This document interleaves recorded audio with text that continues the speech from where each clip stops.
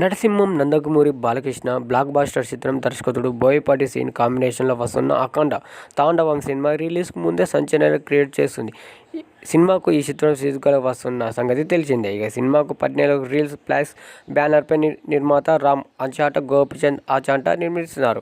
ఇక ఈ సినిమాకు నందమూరి తేజస్విని సంయుక్తంగా విషయం మారింది. ఇక ఈ సినిమాలో సంయుక్త హీరోయిన్గా నటిస్తున్న అయితే నటసింహం బాలకృష్ణ బర్త్డే సందర్భంగా ఈ సినిమాకు సంబంధించిన టీజర్ రిలీజ్ చేశారు. ఆ టీజర్ల గురించి రివ్యూ వివరాలకు ఇప్పుడు వెళ్దాం.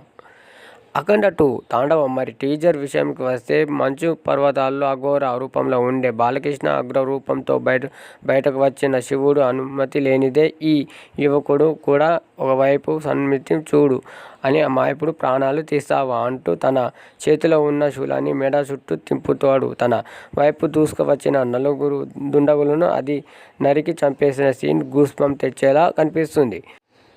ఇక టీజర్లో రెండో షూట్లో యుగం జరిగినట్టు సమయంలో పైనుంచి ఏదో పడి విభూతం కలిగినట్టు ప్రశ్నిస్తే బాలే తన కాంబినేషన్ దానికి భీష్మం అనే తీరుపై హై ఎనర్జీ పవర్ఫుల్గా ఉంది.